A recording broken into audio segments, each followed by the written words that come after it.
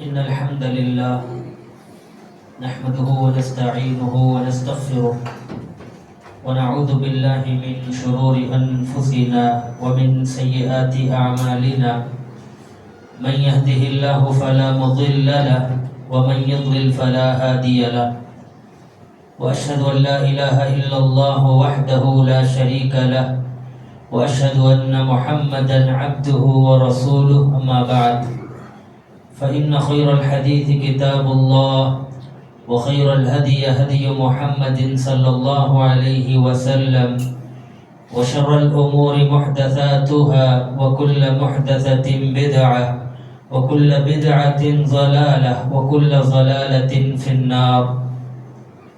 أعوذ بالله من الشيطان الرجيم. بسم الله الرحمن الرحيم. يا أيها الذين آمنوا اتقوا الله حق تقاته ولا تموتن إلا وأنتم مسلمون. يا أيها الناس اتقوا ربكم الذي خلقكم من نفس واحدة وخلق منها زوجها وبث منهما رجالا كثيرا ونساء واتقوا الله الذي تساءلون به والأرحام إن الله كان عليكم رقيبا.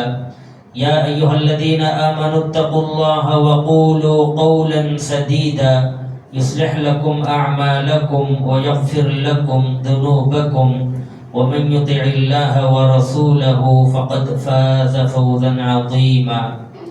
قال الله تبارك وتعالى في القرآن المجيد فاعلم أنه لا إله إلا الله. وقال النبي صلى الله عليه وسلم من مات لا يشرك بالله شيئا دخل الجنة. تمام قسم کی تعریفات وحدہ لا شریک خالق کائنات مالک ارض و سما کے لیے ہے، اور لاکھوں کروڑوں درود و سلام ہو اس ہستی اقدس و مقدس پر جن کا نام نامی اسم گرامی محمد رسول اللہ صلی اللہ علیہ وسلم ہے. حاضرین خطبہ جمعہ کی مناسبت سے جس عنوان کا مجھے مکلف بنایا گیا ہے وہ عنوان ہے توحید کی عظمت اور شرک کی مذمت. محترم حضرات، اس کائنات میں اللہ تعالیٰ نے انسانوں کو ایسے ہی بیکار پیدا نہیں کیا. انسان اپنی زندگی من چاہی گزارنے کی کوشش کرے، بلکہ اس کائنات کے اندر اللہ تعالیٰ نے انسانوں کو پیدا کرنے کا مقصد توحید کو بتلایا ہے. قرآن مجید میں اللہ تعالیٰ نے فرمایا وَمَا خَلَقْتُ الْجِنَّ وَالْإِنسَ إِلَّا لِيَعْبُدُونَ. میں نے لوگوں کو صرف اور صرف یعنی جنوں کو اور انسانوں کو اس لیے پیدا کیا تاکہ وہ میری عبادت کریں. ابن عباس رضی اللہ تعالی عنہ لیعبدون کی تفسیر لیوحدون سے کرتے ہوئے کہتے ہیں میں نے جنوں کو اور انسانوں کو اس لیے پیدا کیا تاکہ وہ میری توحید کا اقرار کر لیں. آج افسوس کا مقام ہے، بہت زیادہ افسوس کی بات ہے، مسلمان کلمہ لا الہ الا اللہ کا اقرار تو کر لیتا ہے، مسلمان لا الہ الا اللہ محمد رسول اللہ پڑھ تو لیتا ہے، مگر اس کلمے کے تقاضے شرائط سے بالکل ناواقف ہے.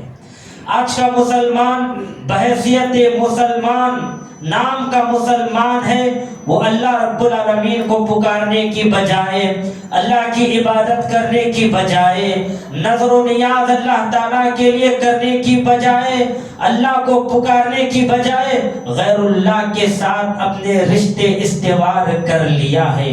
عزیزان ملت، اللہ تعالیٰ کی زمین پر رہ کر اللہ کے بارے میں نہ جاننا، توحید کے بارے میں نہ جاننا اور شرک جیسے قبیح افعال کو اپنا لینا، یہ دنیا کا سب سے بڑا ظلم ہے، دنیا کی سب سے بڑی تاریکی ہے۔ یاد کیجئے اللہ رب العالمین نے اس کائنات میں جتنے بھی انبیاء کو، جتنے بھی نبیوں کو بھیجا، اس کا مقصد صرف اور صرف توحید ہے۔ قرآن مجید میں اللہ تعالیٰ نے فرمایا وَلَقَدْ بَعَثْنَا فِي كُلِّ أُمَّةٍ رَسُولًا أَنِ اعْبُدُوا اللَّهَ وَاجْتَنِبُوا الطَّاغُوتَ، اور ہم نے ہر امت میں ایک رسول کو بھیجا، ہر قوم میں ایک رسول کو بھیجا، أَنِ اعْبُدُوا اللَّهَ وَاجْتَنِبُوا الطَّاغُوتَ، یہ دعوت دے کر اے لوگوں اللہ کی عبادت کرو اور بتوں سے، طاغوت سے اجتناب کرو، پرہیز کرو۔ اس مضمون کو اللہ تعالیٰ نے قرآن مجید میں ایک اور مقام پر بھی بیان فرمایا ہے۔ وَإِلَى ثَمُودَ أَخَاهُمْ صَالِحًا قَالَ يَا قَوْمِ اعْبُدُوا اللَّهَ مَا لَكُم مِّنْ إِلَٰهٍ غَيْرُهُ، اللہ رب العالمین نے سمود کی طرف صالح کو بھیجا، انہوں نے کہا یا قوم اعبدوا اللہ ما لکم من الہ غیرہ، اے قوم کے لوگوں اللہ کی عبادت کرو، اللہ کے سوا کوئی عبادت کے لائق نہیں ہے، توحید لے کر آئے۔ وَإِلَى مَدْيَنَ أَخَاهُمْ شُعَيْبًا، مدین کی طرف شعیب کو بھیجا۔ شعیب کی دعوت کیا تھی؟ شعیب کی دعوت بھی توحید کی دعوت تھی، توحید کا پیغام تھا۔ قال یا قوم اعبدوا اللہ ما لکم من الہ غیرہ، حضرت شعیب نے بھی اپنے قوم کو سب سے پہلے توحید کی طرف بلایا، کہا اے لوگو اللہ کی عبادت کرو، اللہ کے سوا کوئی عبادت کے لائق نہیں ہے۔ حضرت نوح علیہ السلام کو اللہ تعالیٰ نے ان کی قوم میں بھیجا، ان کی بھی دعوت سب سے پہلے توحید کی دعوت۔ قال یا قوم اعبدوا اللہ ما لکم من الہ غیرہ، حیرت کی بات ہے حضرت نوح علیہ السلام زمین میں ان لوگوں کی طرف نبی اور رسول بنا کر بھیجے گئے جو دنیا میں سب سے زیادہ ظالم، دنیا میں سب سے زیادہ سرکش، دنیا میں سب سے زیادہ نافرمان تھے۔ حضرت نوح علیہ السلام نے 950 سال تبلیغ کی، 950 سال اپنے قوم کے لوگوں کو ایک اللہ کی طرف بلایا، لوگوں کو شرک سے پاک کرنے کی بات کہی، لیکن 950 سال کے بعد صرف چند مرد اور چند عورتوں نے دائرہ اسلام کو قبول کر لیا، جس کی وجہ سے حضرت نوح علیہ السلام نے اللہ تعالیٰ سے بد دعا کی تھی، رب لا تذر علی الارض من الکافرین دیارا انک ان تذرہم یضل عبادک ولا یلد الا فاجرا کفارا، اے میرے رب اس دنیا میں کفار کو آباد نہ رکھ، ان کے گھروں کو تباہ و برباد کر دے، اس لیے کہ اگر تو ان کو باقی رکھ دے، چھوڑ دے، تو ان کی آنے والی نسل بھی کافر بن کر پیدا ہوگی۔ اللہ تعالیٰ نے حضرت نوح علیہ السلام کی بد دعا کو قبول فرمائی اور زمین و آسمان سے موسلادھار بارش نازل کر کے زمین سے چشمے ابلنے لگے پانی کے، اس طرح یہ قوم پانی کے طوفان کے زد میں مبتلا ہو کر تباہ و برباد ہو گئی۔ اس حضرت نوح علیہ السلام نے بھی لوگوں کو سب سے پہلے توحید کی طرف بلایا۔ قال یا قوم اعبدوا اللہ ما لکم من الہ غیرہ، اے لوگو اللہ کی عبادت کرو، اللہ کے سوا کوئی معبود برحق نہیں ہے۔ اور آخر میں محمد رسول اللہ صلی اللہ علیہ وسلم کو آخری نبی اور رسول بنا کر بھیجا گیا، آخری نبی اور رسول پیارے نبی محمد رسول اللہ صلی اللہ علیہ وسلم کو بنا کر بھیجا گیا۔ آج افسوس کی بات ہے مسلمانوں نے نبی کو دعوت کو بھلا دیا۔ نبی علیہ السلام اللہ کی جانب سے جو پیغام لے کر آئے تھے، اس امت محمدیہ کے اکثر طبقے نے نبی کے دعوت کو، نبی کے پیغام کو بھلا دیا۔ نبی علیہ السلام کا پیغام بھی توحید کا پیغام تھا، نبی کا پیغام بھی اللہ کی طرف بلانے کا پیغام تھا۔ نبی علیہ السلام کو اللہ تعالیٰ نے وحی کی وَأَنذِرْ عَشِيرَتَكَ الْأَقْرَبِينَ، اے محمد آپ اپنے رشتہ داروں کو، اعزا و اقارب کو ڈراؤ دھمکاؤ۔ کس سے؟ شرک سے ڈراؤ۔ اللہ کی عبادت کی طرف لوگوں کو دعوت دو. تو اللہ کے نبی صلی اللہ علیہ وسلم نے بھی 13 سال تک، کتنے سال؟ 13 سال تک نبی صلی اللہ علیہ وسلم نے بھی توحید کی دعوت دی. آپ کو تعجب ہوگا، مکہ کے 13 سالوں میں کوئی چیز فرض نہیں تھی، نہ زکوٰۃ، نہ روزہ، نہ حج، کچھ نہیں، صرف توحید. اللہ کو جانو، اللہ کو پہچانو، اللہ کی قدر کرو اور یہ معلوم کرو اس دنیا میں صرف اور صرف عبادت کے لائق کون ہے. اس بات پر نبی علیہ الصلوۃ والسلام نے 13 سال صرف کیے. نبی صلی اللہ علیہ وسلم کوہ صفا کی پہاڑی پر کھڑے ہوئے اور آواز لگائی، یا صباحا یا صباحا. اس زمانے میں یہ آواز خطرے کی علامت سمجھی جاتی تھی. نبی علیہ الصلوۃ والسلام کی اس طرح آواز لگانے کی وجہ سے سارے لوگ نبی کے سامنے آ کر کھڑے ہو گئے. نبی نے پوچھا، اے لوگوں مجھے بتاؤ میں تمہارے نزدیک کیسا ہوں؟ سب سے پہلے اپنا تصفیہ نبی علیہ الصلوۃ والسلام نے ان کی زبانوں سے کیا. ان لوگوں نے کہا آپ بہت ایمان والے ہیں، یعنی آپ امین ہیں، امن والے ہیں، امانت دار ہیں، صادق ہیں، سچ کہنے والے ہیں. تو نبی علیہ الصلوۃ والسلام نے کہا، لوگوں اگر میں یہ کہوں پہاڑ کے اس پیچھے کی جانب سے ایک لشکر آ کر تم پر حملہ کرنے والا ہے، کیا تم میری اس بات کی تصدیق کرو گے؟ لوگوں نے کہا ہاں ہم آپ کی بات کی تصدیق کریں گے. تب اللہ کے نبی علیہ الصلوۃ والسلام نے کہا، اے لوگوں اللہ تعالیٰ نے مجھے آخری نبی اور رسول بنا کر بھیجا ہے. میری دعوت یہ ہے تم اللہ کی ہی عبادت کرو. یہ معبودان باطلا، یہ صنم، یہ وثن، یہ پتھروں کی مورتیاں تمہارے کچھ کام نہیں آئیں گی، نہ تمہیں نفع دیں گی نہ تمہیں نقصان دیں گی. تم صرف اللہ کی عبادت کرو. یاد رکھو اگر تم غیر اللہ کی عبادت کرو گے تو اللہ تعالیٰ کا غضب نازل ہوگا. اتنا کہنا تھا. حاضرین میں سے آپ ہی کا رشتہ دار، آپ کا چچا ابو لہب کھڑا ہوا اور کھڑا ہو کر کہنے لگا، تبا لک لہذا جمعتنا یا محمد، اے محمد کیا تو ہمیں اسی لیے یہاں پر جمع کیا تو ہلاک و تباہ ہو جائے. نتیجے میں اللہ تعالیٰ نے سورہ لہب نازل فرمائی، تبت یدا ابی لہب و تب. اے لوگوں یہ ابو لہب کہتا ہے محمد ہلاک ہو جائے، اللہ کہتا ہے ابو لہب ہلاک ہو گیا، تباہ و برباد ہو گیا.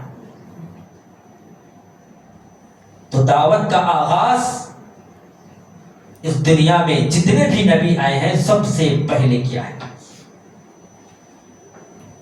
آپ سیرت کا مطالعہ کیجئے، قرآن مجید کا مطالعہ کیجئے. سارے نبیوں اور رسولوں نے اپنی امت کو سب سے پہلے دعوت توحید دی ہے، توحید کی طرف بلایا ہے. کیوں سب سے پہلے توحید ہی کی طرف بلایا گیا؟ اس دنیا میں سینکڑوں ہزاروں انبیاء کرام آئے، ان کی دعوت کا آغاز توحید سے ہے. کیا وجہ ہو سکتی ہے؟ کیا کبھی ہم نے غور کیا؟ اس کی وجہ یہ ہے توحید ہی سے دنیا میں ایک انسان اور آخرت میں نجات پا سکتا ہے. توحید اگر نہ ہو تو پھر انسان نہ دنیا میں کامیاب نہ آخرت میں کامیاب. یہ توحید کا سب سے بڑا فائدہ ہے.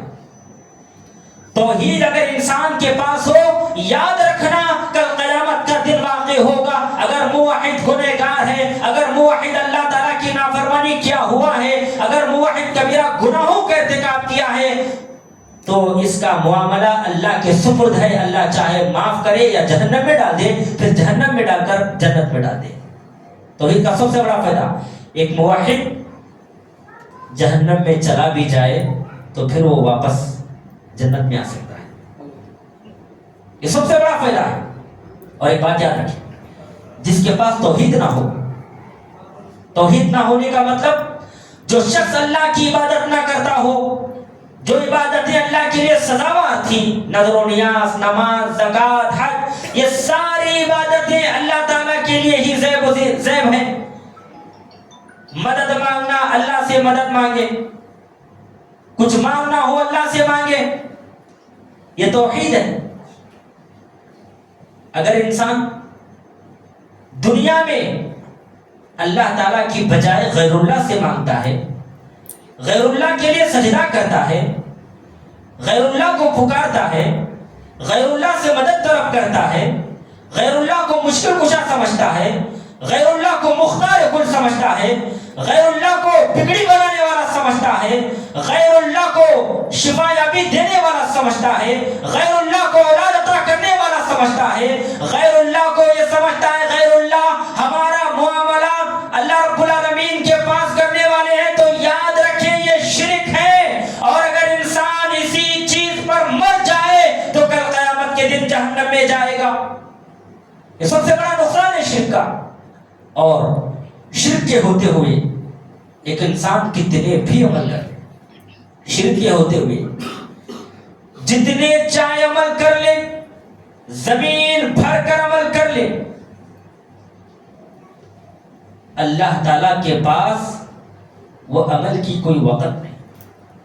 انسان نمازوں کا اہتمام کر لے، تہجد کا اہتمام کر لے، نفل کا اہتمام کر لے، صدقہ اور خیرات دے، زکوٰۃ ادا کرے، مگر اللہ کی بارگاہ میں شرک کا ارتکاب کرتا ہے تو یاد رکھنا ان اعمال کی کوئی حیثیت اللہ کے پاس نہیں ہے۔ فَجَعَلْنَاهُ هَبَاءً مَنْثُورًا، اللہ تعالیٰ ان اعمال کو ذرات کی شکل میں اڑا کر بکھیر دے گا، اس کا کوئی ثواب اس کو عطا ہونے والا نہیں ہے اگر انسان کے پاس توحید نہیں ہے۔ توحید کو اپنانا چاہیے، توحید کو سمجھنا چاہیے، اللہ کے تعارف کو حاصل کرنا چاہیے، اللہ تعالیٰ کی قدر کرنی چاہیے۔ تو یہ توحید کا سب سے بڑا فائدہ ہے۔ آج کیا ہو رہا ہے؟ آج افسوس کا مقام یہ ہے، نبی صلی اللہ علیہ وسلم نے امت مسلمہ کو شرک سے روکا، توحید کی طرف دعوت دی۔ آج امت مسلمہ اس سبق کو بھلا بیٹھی ہے۔ توحید کا ایک سب سے بڑا فائدہ، جو انسان توحید میں پختہ اور مضبوط ہوتا ہے، دنیا کی کوئی طاقت اس کو جھکا نہیں سکتی۔ اب یہ بات یاد رکھنا، جس انسان کے دل میں توحید مضبوط ہو وہ انسان دنیا کے کسی شخص سے نہیں ڈرتا، اس کے دل میں صرف اللہ کا ڈر ہوتا ہے، وہ صرف اللہ سے ڈرتا ہے۔ اللہ کے سوا کسی بھی شخص کا خوف اس کے دل میں نہیں ہوتا۔ قرآن مجید نے کہا ہے الذین آمنوا ولم یلبسوا ایمانہم بظلم اولئک لہم الامن وہم مہتدون، جو لوگ ایمان لاتے ہیں ولم یلبسوا ایمانہم، اور اپنے ایمان کو شرک سے متلبس نہیں کرتے، شرک سے خلط مرد نہیں کرتے، اولئک لہم الامن، ایسے توحید یافتہ لوگوں کے لیے، ایسے اہل ایمان کے لیے امن ہے، چین ہے، سکون ہے، وہم مہتدون، اور ایسے ہی لوگ ہدایت یافتہ ہیں۔ یعنی جو توحید کو اپنا لیتا ہے وہ ہمیشہ دنیا میں سکون میں رہتا ہے۔ دنیا میں بہت زیادہ مصیبتیں پریشانیاں آ جائیں، مگر ایک موحد جس کی توحید مضبوط ہے، جس کا صرف اللہ کے آگے جھکتا ہے، جو صرف اللہ کے آگے جھکتا ہے، نمازیں عبادتیں اللہ ہی کے رضا کے لیے کرتا ہے، اللہ ہی سے مدد طلب کرتا ہے، اللہ ہی کو پکارتا ہے، تو یاد رکھنا ایسا انسان دنیا میں کبھی بھی پریشان نہیں ہوتا، کبھی بھی پریشان نہیں ہوتا۔ کیا وجہ تھی؟ صحابہ کرام کا زمانہ، نبی صلی اللہ علیہ وسلم نے صحابہ کرام کے سامنے توحید کو پیش کیا، اسلام کو پیش کیا، تو صحابہ کرام اسلام قبول کیے نہیں کیے؟ اسلام قبول کیے۔ تعداد کتنی تھی؟ جنگ بدر کی تاریخ کو یاد کیجیے، جنگ بدر تو دور کی بات ہے، مکہ کی تاریخ کو یاد کیجیے گا میرے بھائیوں۔ مکہ میں نبی علیہ الصلوۃ والسلام جب لوگوں کے سامنے توحید کو پھیلانا شروع کیا، ابو بکر صدیق، حضرت خدیجہ، عثمان بن عفان، عمر بن خطاب، زید بن حارثہ رضی اللہ تعالیٰ، حضرت بلال رضی اللہ تعالیٰ، سمیہ، عمار، یاسر، ان لوگوں نے اسلام قبول کیا۔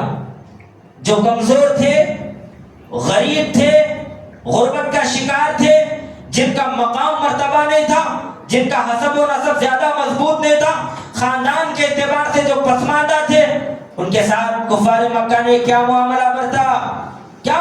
کرتا. توحید کو قبول کرنے کی وجہ سے ان لوگوں نے مسلمانوں پر ظلم و بربریت کا مظاہرہ کیا. کیوں کیا؟ توحید کو اپنانے کی وجہ سے. توحید کو اپنانے کا مطلب اس دنیا کے سارے معبودان باطلہ کا انکار کرنا ہے. توحید کا مطلب ایک اللہ پر ایمان لانا، ایک اللہ تعالیٰ کی عبادت کرنا. اس کا مطلب یہی ہے دنیا کے سارے معبودان باطلہ، چاہے وثن ہو، صنم ہو، قبر ہو، مقبرہ ہو، ساروں کا انکار کرنا. ظاہری سی بات ہے جب معبودان باطلہ کا انکار ہو جائے تو قوم ڈائریکٹلی راست طور پر دشمن بن جاتی ہے. اور یہاں پر صحابہ کرام کے ساتھ انہوں نے ایسا ہی معاملہ برتا. حضرت بلال رضی اللہ تعالیٰ کے ساتھ کیا معاملہ برتا جاتا تھا؟ مارا جاتا، پیٹا جاتا توحید کو اپنانے کی وجہ سے، نبی صلی اللہ علیہ وسلم پر ایمان لانے کی وجہ سے. چھوٹے بچوں کے ہاتھوں میں ان کے کندھے میں رسی ڈال کر گلے میں دیا جاتا اور یہ بچے ان کو مکہ کی گرم ریت وادیوں پر ان کو لے کر پھرتے. جب اس پر بس نہیں ہوتا تو ان کے سینے پر باریک پتھروں کو، وزنی پتھروں کو رکھ دیا جاتا اور کہا جاتا اے بلال اسلام کو چھوڑ دو، ایمان کو چھوڑ دو، توحید کو چھوڑ دو، ہم یہ عذاب دینا چھوڑ دیں گے. بلال ہو اللہ احد ہو اللہ احد کہتے، وہ اللہ ایک ہے، وہ اللہ ایک ہے کے نعرے لگاتے. عثمان غنی رضی اللہ تعالیٰ نے جب اسلام قبول کیا تو ان کا چچا ان کو چٹائی میں لپیٹ کر نیچے سے دھواں دیتا تاکہ اسلام سے بعد آئیں، مگر ان لوگوں نے توحید کی عظمت کو جان لیا تھا، دل و جان سے اللہ تعالیٰ کی توحید کو قبول کیا ہوا تھا، وہ اسلام سے سمجھوتا نہیں کیے. حضرت سمیہ رضی اللہ تعالیٰ عنہ یہ پہلی وہ خاتون ہے جس کو شہادت کا مرتبہ فائد ہوا. ان کے ساتھ کیا کیا معاملہ نہیں برتا گیا، تاریخ پڑھیں گے تو حیران ہو جائیں گے. حضرت سمیہ رضی اللہ تعالیٰ عنہ ایک بری خاتون، ایک عمر رسیدہ خاتون، نبی علیہ السلام پر جی ایمان لاتی ہے تو کفار مکہ کو یہ دیکھا نہیں جاتا. کفار مکہ نے کیا کیا سمیہ کے ساتھ پتہ ہے لوگوں؟ حضرت سمیہ رضی اللہ تعالیٰ عنہ کو برہنہ کر کے گرم ریت پر لٹا دیا گیا اور 2 اونٹوں کے ساتھ ان کے دونوں پیروں کو باندھا گیا اور پھر غلاموں کو حکم دیا دونوں اونٹوں کو ہانکا جائے. حضرت سمیہ رضی اللہ تعالیٰ عنہ کو اس طرح شہید کیا گیا. حضرت سمیہ رضی اللہ تعالیٰ عنہ پر اس طرح ظلم و بربریت کا مظاہرہ کیا گیا، نہ صرف ان پر بلکہ ان کے شوہر اور ان کے بیٹے پر بھی ظلم و بربریت کا سامنا مظاہرہ کیا گیا. نبی علیہ السلام نے ایک دن دیکھا حضرت سمیہ کو، یاسر کو، عمار کو دشمنان اسلام کفار مکہ اسلام لانے کی پاداش میں توحید کو قبول کرنے کی وجہ سے لوگوں کے سامنے ظلم و بربریت دے رہے ہیں، مار رہے ہیں، پیٹ رہے ہیں. نبی علیہ السلام نے جب یہ منظر دیکھا، مجھے بتاؤ کیا کسی رسول کو اپنی امتی کو اس طرح ظلم و بربریت کا مظاہرہ کرتے ہوئے دیکھا جاتا ہے؟ نہیں دیکھا جا سکتا. نبی علیہ السلام نے اس وقت ایک ہی تلقین فرمائی، صبرن آل یاسر، صبرن یا آل یاسر فإن موعدکم الجنہ. اے یاسر کے گھرانے والوں صبر کرو، تمہارا ٹھکانہ جنت ہے. یہ سزائیں توحید کی وجہ سے دی گئی، مگر پھر بھی تمام مصیبتوں کو، پریشانیوں کو، مشقتوں کو صحابہ کرام نے جھیلا، اندر سے مطمئن تھے، ان کے دلوں میں سکون تھا، ان کے دلوں میں امن تھا. کفار مکہ ان کے پاس مال، جائیداد، حسب نسب ظلم بھی کر رہے ہیں مگر پھر بھی ان کے دلوں میں سکون نہیں تھا. جو مار کھا رہے ہیں ان کے دلوں میں سکون، جو مار رہے ہیں ان کے دلوں کے اندر ایک طوفان برپا ہے، پریشان. یہ توحید کی وجہ سے آتا ہے. جس انسان کی توحید مضبوط ہو وہ دنیا کی ہر پریشانی کو جھیلنے کی طاقت رکھتا ہے، طاقت رکھتا ہے. اور جس انسان کی توحید مضبوط ہو وہ دنیا میں انگاروں میں بھی کودنے سے پیچھے نہیں ہٹتا. اصحاب الاخدود کا واقعہ یاد رکھو، سورہ بروج میں اللہ تعالیٰ نے کہا لوگوں نے جب ایمان اسلام کو قبول کیا تو اس وقت کے بادشاہ نے کیا کیا؟ خندق کھودی اور اس میں زبردست آگ پیدا کی. جو بھی ایمان لائے اس میں لوگوں کو چھوڑنا شروع کیا، لوگ خود بخود اندر داخل ہو گئے۔ ایک عورت، چھوٹا سا شیرخوار بچہ، دودھ پینے والا بچہ، عورت خندق کے قریب آئی، سوچنے لگی یہ میرا چھوٹا بچہ ہے، میں کود جاؤں تو اس کا کیا ہوگا۔ ماں کی ممتا تھی، بچے نے کہا ماں کیا ڈرتی ہے، اندر کود جا، تو حق پر ہے۔ بچے کی بات سننا تھا، ماں فوراً خندق کے اندر کود گئی۔ یہ توحید ہے میرے بھائی، مضبوط توحید۔ توحید کی وجہ سے ایک انسان، ایک مسلمان دنیا کی تمام پریشانیوں کو جھیل سکتا ہے۔ یہ توحید کا سب سے بڑا فائدہ ہے۔ آج دیکھا جاتا ہے شرک کا سب سے زیادہ صدور ہمارے زمانے میں، خصوصاً مسلمانوں کی صفوں میں، قبروں سے شروع ہوتا ہے۔ قبروں سے، قبر کی زیارت کرنا یہ الگ شے ہے۔ نبی علیہ الصلوۃ والسلام نے قبر کی زیارت کا حکم دیا ہے، ایسا نہیں کہ نہیں جانا چاہیے قبر۔ اللہ کے نبی نے فرمایا کنت نہیتکم عن زیارت القبور، لوگو میں تم کو پہلے قبروں کی زیارت سے روکتا تھا، لیکن میں اب تمہیں حکم دیتا ہوں تم قبروں کی زیارت کرو، اس لیے کہ تمہیں آخرت کی یاد دلاتی ہے۔ حکم ہے نبی علیہ الصلوۃ والسلام۔ لیکن قبروں کے پاس یا قبرستان، درگاہوں میں جا کر مسلمانوں کی حالت کیا ہوتی ہے، یہ دیکھنے سے رونگٹے کھڑے ہو جاتے ہیں۔ درگاہوں میں حاضری دینا یہ نبی کی سنت سے ثابت نہیں ہے۔ درگاہوں میں حاضری دے کر نظر و نیاز کرنا غیر اللہ کے لیے نبی علیہ الصلوۃ والسلام نے کہاں حکم دیا۔ بکرے ذبح کرنا غیر اللہ کے نام پر نبی علیہ الصلوۃ والسلام نے کہاں حکم دیا۔ غیر اللہ کے سامنے سجدے کرنا نبی علیہ الصلوۃ والسلام کا حکم نہیں ہے۔ مختار کل سمجھنا یہ شریعت میں کہیں پر بھی وارد نہیں ہے۔ نفع نقصان کا مالک سمجھنا کیا یہ شرک نہیں ہے؟ یا غوث کے نعرے لگانا کیا یہ اللہ کی ذات میں شرک نہیں ہے؟ کیوں ہو رہا ہے؟ کیسے ہو رہا ہے؟ اس کے بہت سارے وجوہات ہیں۔ سب سے پہلی چیز، مسلمانوں کے پاس اس چیز کا علم نہیں ہے۔ عام مسلمان ہیں، ان کو نہ قرآن کے بارے میں پتا، نہ حدیث کے بارے میں پتا، وہ جیسا سنتے ہیں اس پر عمل کرنے کی کوشش کر لیتے ہیں۔ وہ تو اللہ تعالیٰ سے تقرب حاصل کرنے کے لیے شرک کا اظہار کرتے ہیں، جبکہ ان کو پتا نہیں یہ شرک ہے اللہ تعالیٰ کی ذات میں، اللہ تعالیٰ کا غضب ایسے اشخاص پر نازل ہوتا ہے، ان کو علم نہیں۔ اور جو درگاہوں میں بیٹھے ہوئے ہیں وہ صرف اور صرف اپنے پیٹ کو پالنا چاہتے ہیں۔ اولیاء اللہ کے نام پر وہ اپنی دکان چلانا چاہتے ہیں۔ یاد رکھیں، اولیاء اللہ کی گستاخی اس دنیا میں کوئی بھی اچھا انسان نہیں کر سکتا، کوئی نہیں کر سکتا۔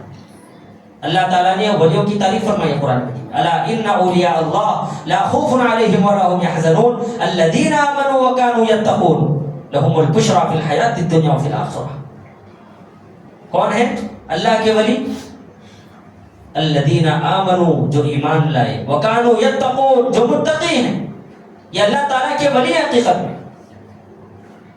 اللہ تعالیٰ کا ولی ہونے کے لیے ضروری نہیں بال لمبی کیے جائیں، اللہ کا ولی ہونے کے لیے ضروری نہیں کہ ایک وضو میں 40 نمازیں پڑھ لیں، اللہ تعالیٰ کا ولی ہونے کے لیے ضروری نہیں کہ صوفی ازم کو اپنا لیا جائے، اللہ تعالیٰ کا ولی ہونے کے لیے ضروری نہیں کہ 2-3 گھنٹے میں قرآن ختم کی جائے، اللہ تعالیٰ کا ولی ہونے کے لیے ضروری نہیں کہ ایک ہی رکعت میں پورے قرآن مجید کی تلاوت کی جائے۔ لوگ ایسا کرتے ہیں، اللہ تعالیٰ کے لوگ اس طرح کی باتیں ولی اللہ کی طرف منسوخ کرتے ہیں۔ یاد رکھیں یہ ساری چیزیں قرآن و حدیث کے خلاف ہیں۔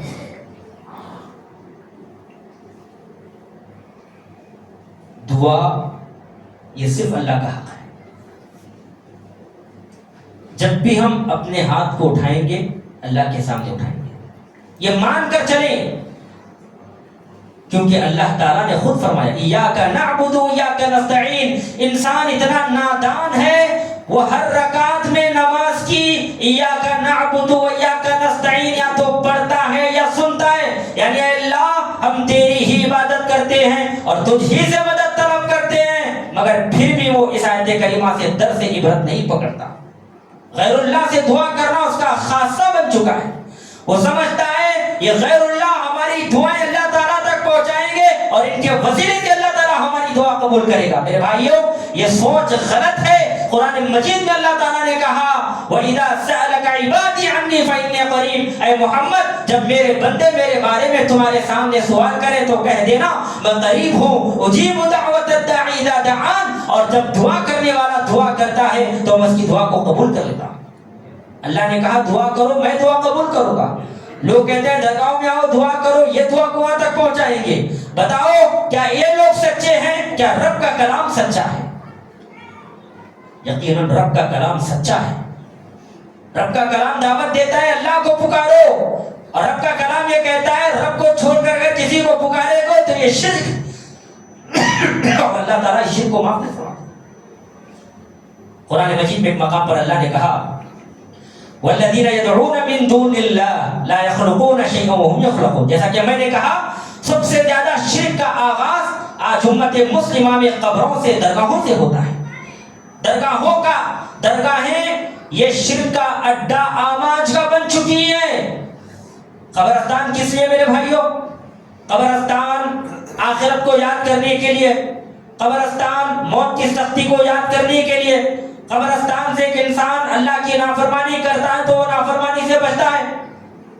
لیکن دیکھا جاتا ہے درگاہوں میں بھی جا کر لوگ غیر اللہ کو پکارنے کی کوشش کرتے ہیں۔ اللہ نے کہا والذین یدعون من دون اللہ لا یخلقون شیئا وهم یخلقون، جو لوگ اللہ کو چھوڑ کر غیر اللہ کو پکارتے ہیں، لا یخلقون شیئا، وہ کسی چیز کو پیدا نہیں کر سکتے، وهم یخلقون، بلکہ وہ پیدا کیے گئے۔ اموات غیر احیاء وما یشعرون ایان یبعثون، اس سے بڑی واضح مثال اور کیا ہونا مسلمانوں کو، اور کہاں تک کھول کھول کر بیان کیا جائے۔ کیا قرآن مجید پڑھتے رہے؟ کیا قرآن مجید میں غور و فکر نہیں کیا جاتا؟ اللہ نے کہا اموات غیر احیاء، وہ مردہ ہیں زندہ نہیں ہیں۔ اللہ اکبر، وہ مردہ ہیں زندہ نہیں ہیں۔ 14 پارہ اٹھائیں، اس آیت کریمہ کو دیکھیں، اللہ تعالیٰ نے صاف الفاظ میں کہا اموات غیر احیاء، وہ مردہ ہیں زندہ نہیں ہیں، ان کو یہ شعور بھی نہیں اور قیامت کے دن کب اٹھائے جائیں گے۔ یہاں پر مراد پتھر کی مورتیاں بھی ہیں، اور وہ غیر اللہ جن کو معبود سمجھا جاتا ہے جو قبرستانوں میں دفن ہیں، اور جن کو اللہ تعالیٰ کا مقام دیا جاتا ہے، یہ لوگ بھی مراد ہیں۔ ایک اور مقام پر تو اللہ تعالیٰ نے واضح انداز میں فرمایا یا ایھا الناس ضرب مثل فاستمعوا له ان الذين تدعون من دون الله لن يخلقوا ذبابا ولو اجتمعوا له وان يسلبهم الذباب شيئا لا يستنقذوه من ضعف الطالب والمطلوب۔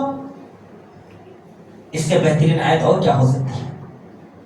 اے لوگوں، ایک مثال بیان کی جا رہی ہے، کان لگا کر سنو۔ اللہ نے کہا ہے کان لگا کر سنو۔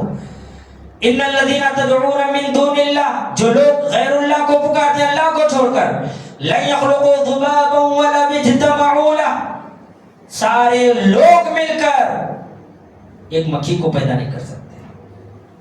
کیوں مثال دی جا رہی ہے؟ بتایا یہ جا رہا ہے اس دنیا میں جتنی بھی تخلیقات ہیں وہ سب اللہ تعالیٰ نے کی۔ جب اللہ نے پیدا کیا ہے تو وہ رزق بھی وہی دے گا۔ غیر اللہ کہاں سے لا کر دیں گے؟ غیر اللہ خود پیدا کیے گئے تو وہ ہمیں رزق کہاں سے پہنچائیں گے؟ وہ خود رزق کے لیے اس طرح کی بدعات و محدثات خرافات کر کے بیٹھے ہوئے ہیں۔ وہ چاہتے ہیں خود دوسرے دروازے سے ان کا پیٹ پلے، ان کا پیٹ بڑھے، وہ اچھی طرح کمائیں۔ وَيَسْلُبْهُمُ الذُّبَابُ شَيْئًا، مکھی پیدا کرنا تو دور کی بات، اگر مکھی کچھ بھی چیز چھین کر لے جائے وہ اس کو بھی چھڑانے کی طاقت ہے۔ ضعف الطالب والمطلوب، مانگنے والا کمزور اور جس سے مانگا جا رہا ہے وہ اور کمزور ہے۔ مانگنے والا عقیدے کے اعتبار سے کمزور ہے، اس کا عقیدہ مضبوط نہیں، توحید مضبوط نہیں، اس لیے وہ اللہ کو چھوڑ کر غیر اللہ سے مانگ رہا ہے، اور جس سے مانگا جا رہا ہے یعنی جو قبر میں دفن ہے وہ تو اور زیادہ کمزور ہے، اس لیے کہ وہ سن ہی نہیں سکتا، اور نہ اس کے پاس حرکت کرنے کی طاقت ہے، نہ وہ دے سکتا، نہ نفع نقصان کا مالک ہے، نہ مختار کل ہے۔ اس لیے اللہ نے کہا مانگنے والا اور جس سے مانگا جا رہا ہے یہ دونوں کمزور ہیں۔